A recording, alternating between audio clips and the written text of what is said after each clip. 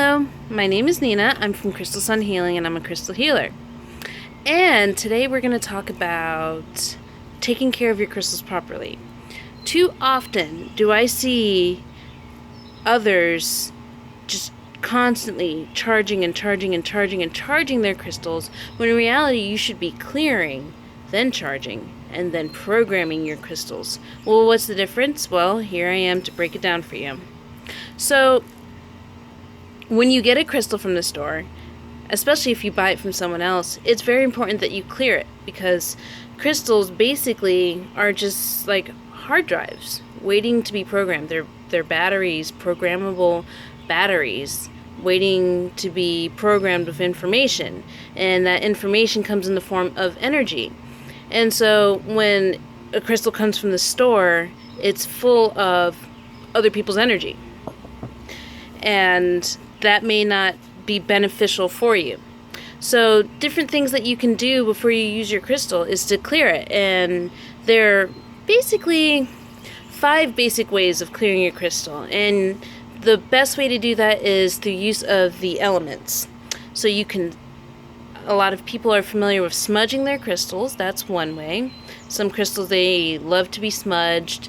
Some crystals, they love to be cleared with sound. You can use tingshaws to clear your crystal. You can just clear it. Or you can use a tuning fork. Or you can clap. Or you can use your breath. Another way is water, running it under water. Another way is using earth. You can use salt, soil, sand. Make sure you use your salt only once and get rid of it. Same thing with your water. Or you can use fire. I've been known to run rubies and pyrite through the flame. They like fire. They're fire-based. And then the 5th way to clear is using the ether element, is with breath, prayer, and intention. That is another way. Okay, so every crystal, you probably have heard me mention that every crystal has its own element.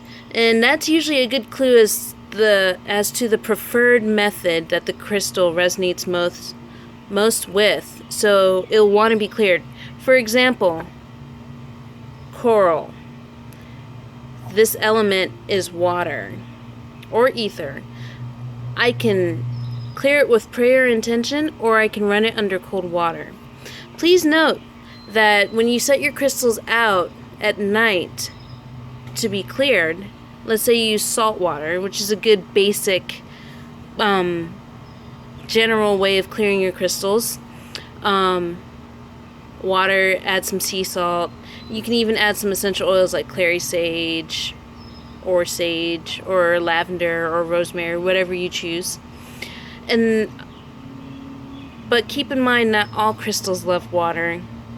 Some crystals dissolve underwater, and those are the selenites, the calcites, the pearls, the marbles. They're all very sensitive to salt baths. So you can resort to using air or earth. Pearls and marbles and angelite do not like salt, period. It scratches them. They're very soft. Please do not use hot water, extremely hot water, extremely cold water. No extreme temperatures, because a lot of these minerals have formed under extreme temperatures. And when you expose them to higher temperatures or colder temperatures, it can cause a lot of them to rust, flake, break, or crack. Now, opals, on the other hand, they like to be soaked in water or kept hydrated, because they can dry out and break. So you actually, if you're an opal owner, should look up how to care for your opals, because it's very different from all the other crystals. Now, talking about charging. So now you've cleared your crystals. Now it's time to charge your crystals. The best way you can charge your crystal, either in a place where you do a lot of meditation and prayer, or you can charge it in the sunlight, or you can charge it in the moonlight. Most crystals love the moonlight, especially the purples, the blues, the greens. I call it the creamies and the dreamies. They do best in the moonlight. And then the red and the orange and the fiery ones, those like the sunlight, with the exception of amethyst and citrine. They both fade in sunlight. They will turn back to clear quartz, FYI. Let's see. Lodestones, they prefer to be charged with magnetic fillings. Lodestones are your hematites and your magnetite. Those like magnetic fillings. It likes earth. And emeralds and rubies, they like to charge each other. So that's all I can really think of. Oh, and if you have a really special crystal that's sensitive to a lot of different things, you can always use other crystals. I almost forgot. To clear that crystal. Crystals that are good for clearing other crystals are your carnelians, your clear quartz, and your selenites.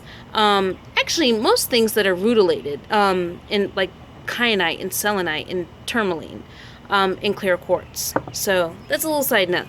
I hope you enjoyed this video. I shall see you soon. Have a wonderful day. Please like, share, comment below, and like my Facebook page, Crystal Sun Healing.